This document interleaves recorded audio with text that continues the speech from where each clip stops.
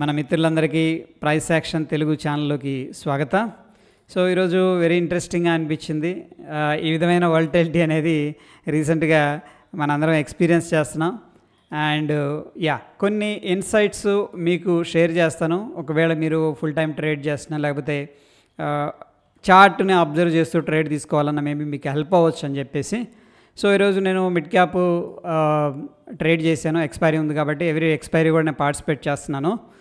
అయితే ముఖ్యంగా ఏంటంటే ఈరోజు ఈ యొక్క అబ్జర్వేషన్ మీతో షేర్ చేశాను అనమాట. ఇది 10,865 అనేది మనకి సపోర్ట్ ఉంది, అది వీక్ అవుతుంది అని చెప్పేసి.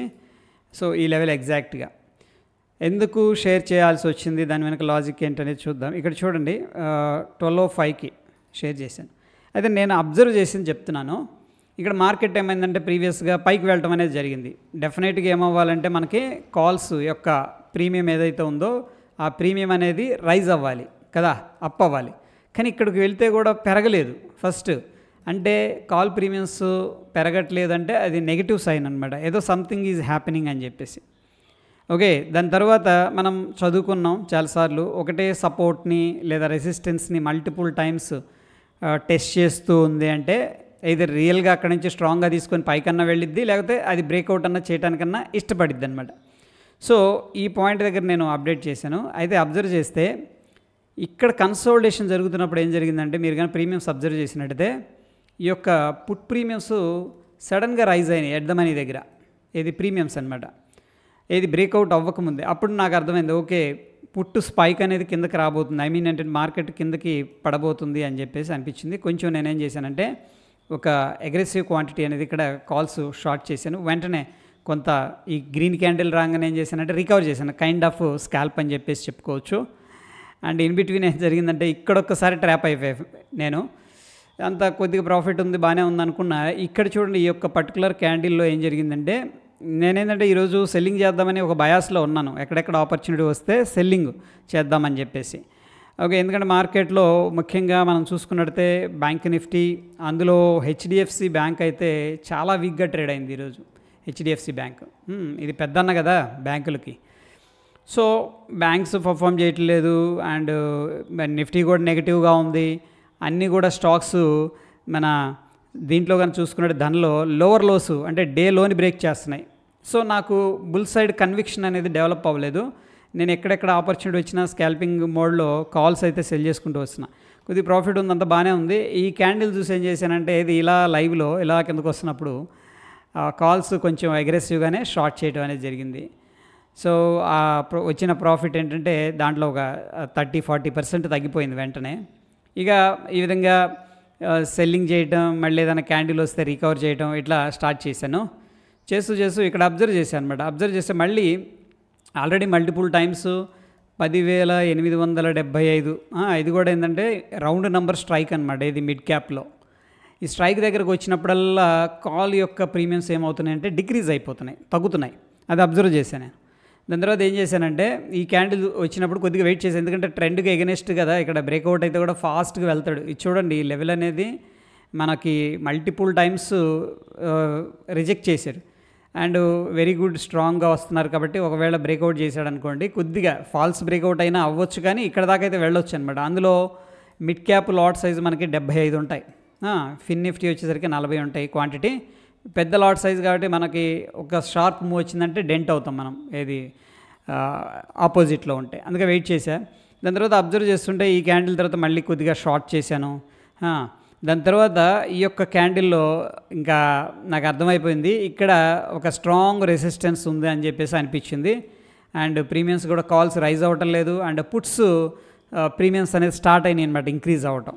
సో ఇక్కడ అయితే బ్యాడ్ లక్ ఏంటంటే అగ్రెసివ్గా నేను పొజిషన్స్ అయితే ఏం తీసుకోలేదు, కానీ కొంచెం ఎట్ ద మనీ దగ్గరికి వెళ్ళి కొంచెం ఇందా మనీకి వెళ్ళాను. ఐటీఎం వెళ్ళి కాల్ యొక్క షార్ట్ చేసి కొద్దిగా ఓటీఎం కాల్ కూడా షార్ట్ చేశాను. ఎక్కువ క్వాంటిటీ తీసుకోలేకపోయాను, ఎందుకంటే కరెక్ట్గా అదే టైంలో లంచ్ కూడా నేను పెట్టుకున్నాను అనమాట. ఓకే, అప్పుడు దాకా వెయిట్ చేసి ఇది టైం బాగాలేదనుకోవచ్చు. ఎనీహౌ డీసెంట్ పాజిటివ్లోనే క్లోజ్ అయింది. బట్ దాని తర్వాత లంచ్ చేస్తూ ఇక్కడ ఏదైనా కాల్స్ సెల్ చేస్తే బాగుంటుందేమో అనుకున్నాను ఓటీఎమ్స్. బట్ లక్కీకి చేయలేదన్నమాట, ఎందుకంటే మన సిస్టమ్ దగ్గర లేం కాబట్టి మొబైల్లో చూస్తూ చేయకూడదని చెప్పేసి నేను ఊరికే అట్లా వాచ్ చేస్తూ ఉన్నా. ఎంత పెద్ద రికవరీ అనేది నేను నిజంగా ఎక్స్పెక్ట్ చేయలేదు. అండ్ చూడండి ఈ లెవెల్ దగ్గర కరెక్ట్గా మళ్ళీ వచ్చి జనరల్గా ఏంటంటే బ్రేక్అవుట్ అవుతుంది అనుకుంటాం మనం, ఎందుకంటే 1 2 3 4 ఇది 4th టైం అనుకుంటాం కదా. మళ్ళీ అగైన్ ఇక్కడ నుంచి వెరీ షార్ప్గా ఈ యొక్క లోని క్లియర్ చేశారు. ఫస్ట్ టైం కిందకు వచ్చారు, అది జనరల్గా ఏంటంటే ఒకసారి కిందకు వచ్చిన తర్వాత కొద్దిగా బౌన్స్ అవుతారు, బౌన్స్ అయ్యి మళ్ళీ కిందకు వెళ్ళే ప్రయత్నం చేస్తారు, లేకపోతే అక్కడక్కడే ఉంటారనమాట. కానీ ఇది కంప్లీట్గా వీ షేప్ రికవరీ అండ్ మళ్ళీ వీ షేప్ ఫాల్ అనమాట. ఓకే, పైకి వెళ్ళటం ఎంత ఫాస్ట్గా వెళ్ళిందో అంతకంటే ఫాస్ట్ కిందకి రావడం అనేది జరిగింది. రియల్ ఏంటంటే వెరీ యాక్టివ్గా లేకపోతే కన్నా వెరీ డిఫికల్ట్ అనమాట ఈ మార్కెట్ అనేది, చాలా టఫ్గా ఉంది.